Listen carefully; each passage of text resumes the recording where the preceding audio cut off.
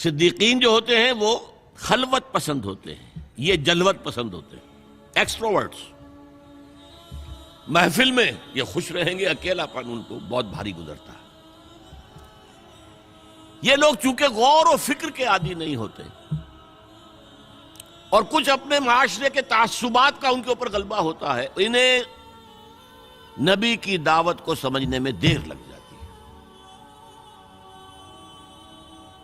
اب اس کی سب سے بڑی مثال دے رہا ہوں، حضرت حمزہ انتہائی محبت کرتے ہیں حضور سے، چچا بھتیجے کا رشتہ بھی ہے، خالہ زاد بھائی بھی ہیں، دودھ شریک بھائی بھی ہیں، ساتھ کے کھیلے ہم جولی بھی ہیں، کہ 6 سال بیت گئے ہیں، سوچا ہی نہیں بھتیجا کیا کہہ رہا ہے، سوچا ہی نہیں۔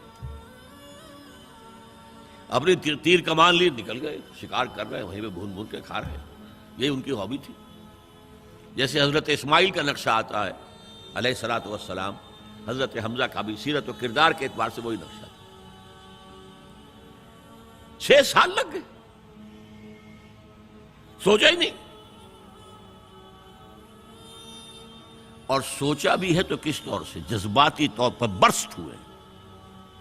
ایک روز شکار سے واپس آیا، ابھی گھر میں داخل نہیں ہوئے تھے کہ صوبیہ وہ لونڈی جس نے دونوں کو دودھ پلایا تھا، حضور کو بھی اور ان کو بھی، اور انہوں نے کہا کہ حمزہ آج تو ابو جہل نے تمہارے بھتیجے کے ساتھ بہت برا سلوک کیا ہے۔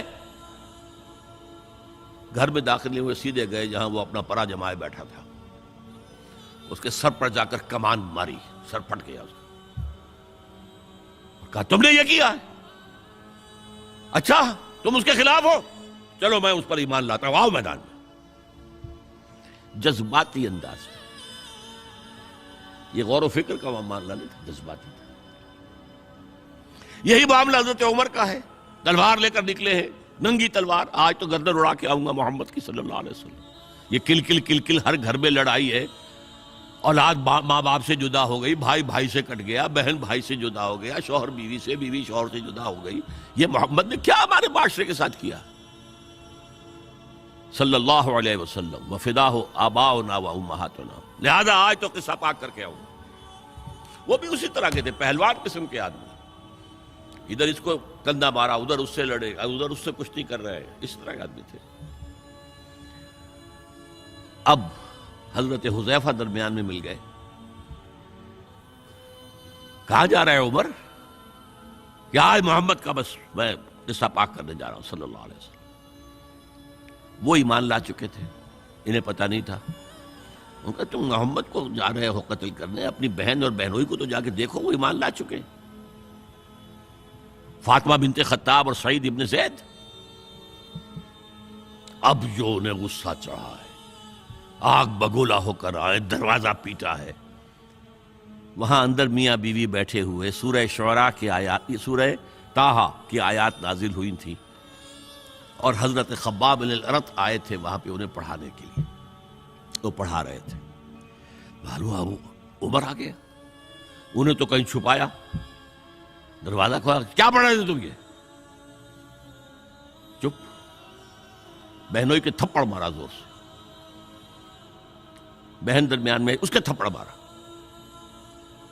بہن کا ایک جملہ، عمر چاہے تم ہمیں ہلاک کر دو، اب جو دین ہم نے اختیار کیا ہم نہیں چھوڑنے والے۔ موم ہو گیا۔ یہ صنف نازک، اس میں اتنا دم خم کہاں سے آ گیا؟ عرب کے اس معاشرے میں عورتوں کا مقام کیا تھا؟ ان کی کوئی حیثیت تھی کہ مردوں کے سامنے بول سکے؟ اچھا کیا پڑھ رہے تھے مجھے بتاؤ؟ نہیں تم نجس ہو، وہ کلام پاک ہے، تم نہیں پڑھ سکتے، نہاؤ۔ غسل کرایا، پھر سورہ طٰہٰ کی آیات پڑھی، ایمان لے آئے۔ جو تلوار ننگی کر کے جا رہے تھے، اس کو جیسے غلاموں کا رواج تھا کہ وہ تلوار کو اپنی گردن کے اندر لٹکاتے تھے، وہ لٹکا کر لے کر گئے۔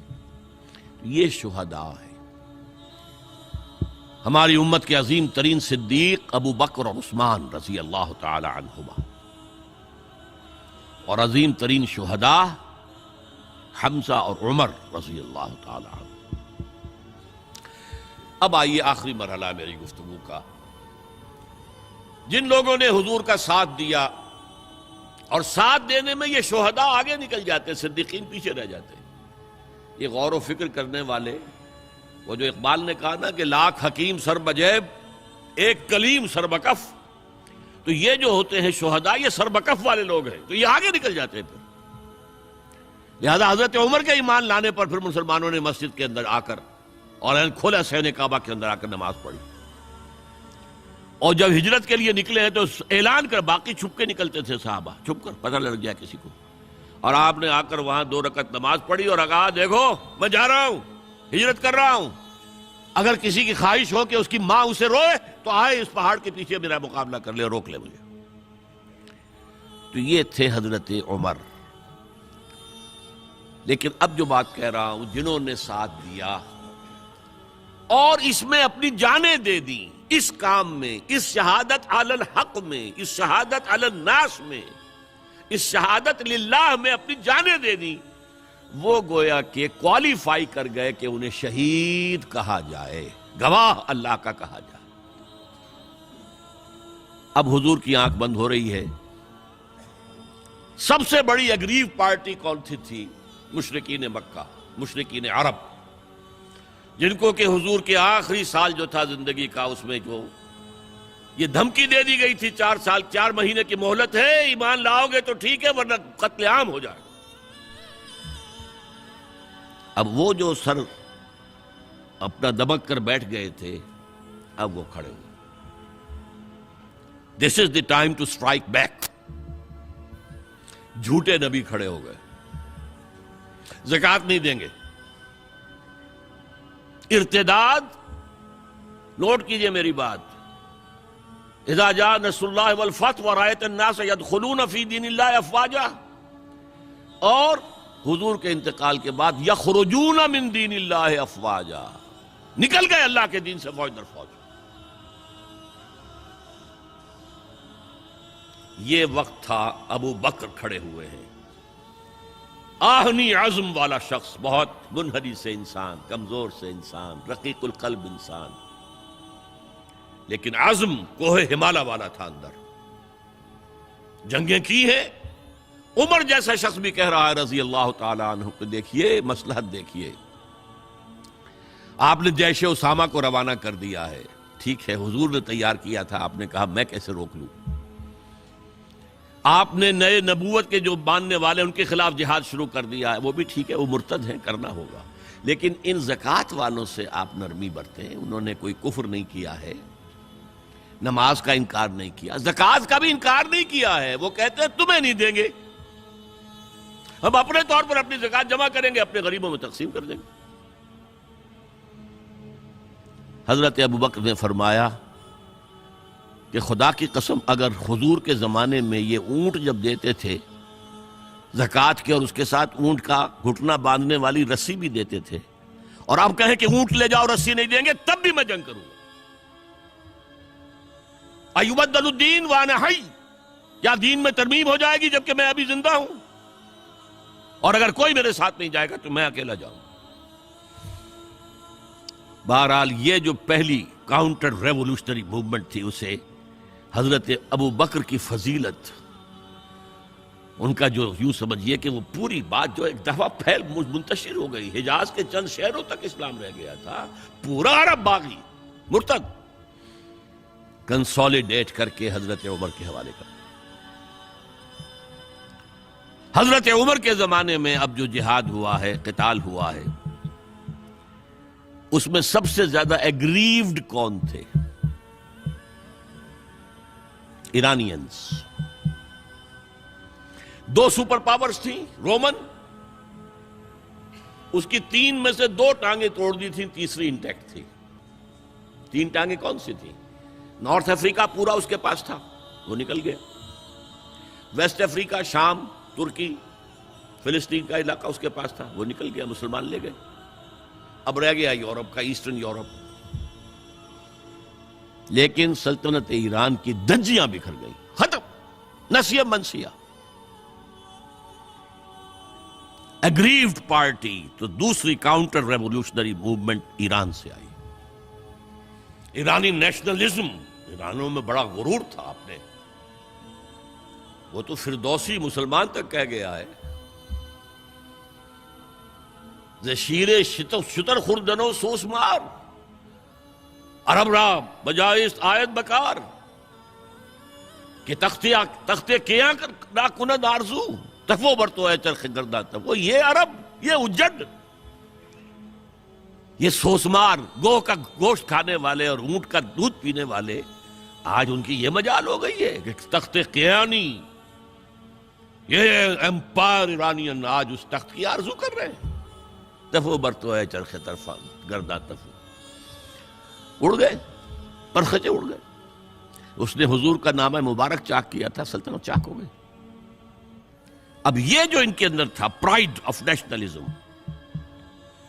اس نے حضرت عمر کو شہید کیا. ابو لولو فیروز ایک مجوسی ایرانی اور ایک ایرانی جنرل ہرمزان، ان کی سازش. یہ ہرمزان کتنا چالاک تھا ذرا نوٹ کیجئے. اس کے خلاف بہت سے مقدمات تھے اور جب پکڑا گیا تو اس کا قتل ہونا تھا. قتل کے لیے لے آیا گیا حضرت عمر کی عدالت میں سامنے. ہیلا کیا اس نے کہا مجھے ذرا پانی پلا دو. ٹھیک ہے، ماؤ بھائی پانی، کٹورا ہاتھ میں لے کر.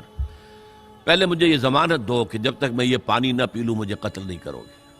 ہاں ہاں ہاں تم پی لو پانی، ہم نہیں قتل کریں گے، پانی پی لو. کٹورا پھینک دیا، کرو قتل مجھے. اب جب تک میں یہ پانی نہیں پی لوں تو مجھے قتل نہیں کرو. کہاں سے لاؤ گے وہ پانی؟ اب چھوٹ گیا. لیکن پھر جو سازش کی ہے ابو لولو کے ذریعے سے، ابو لولو غلام تھے کسی صحابی کے، انہوں نے مکاتبت کی ہوئی تھی کہ اتنا اگر تم پے کرتے رہو گے تو اتنے عرصے میں تمہیں میں آزاد کر دوں گا. آ کے حضرت عمر سے شکایت کی کہ بہت زیادہ مجھ پر رقم ڈالی ہوئی ہے انہوں نے. حضرت عمر نے پوچھا تم کام کیا کیا جانتے ہو؟ بھائی یہ بھی جانتا ہوں، یہ بھی جانتا ہوں، یہ بھی جانتا ہوں، یہ بھی جانتا ہوں. فرمایا پھر یہ زیادہ نہیں ہے. اور دیکھو اس نے کہا تھا میں چکی بھی بناتا ہوں، ایک چکی میرے لیے بھی بنانا. کہا آپ کے لیے تو میں وہ چکی بناؤں گا جو رہتی دنیا تک یاد رہے گی. وہ شخص جس نے قتل کیا حضرت عمر. سمجھا یہ گیا تھا کہ یہ اس پلر پر کھڑا ہوا ہے سارا دین کا نظام. عمر عمر واقعتاً عظیم ترین شخصیت. آپ کو معلوم ہے کہ ڈاکٹر مائیکل ہارٹ جو 100 پوری دنیا کے عظیم انسانوں کا جو اس نے چناؤ کیا ہے، 100 کا عظیم ترین انسانوں کا، نمبر 1 پر حضور ہے تو نمبر 50 پر حضرت عمر ہے. مسلمان اور کوئی شامل نہیں ہے اس میں.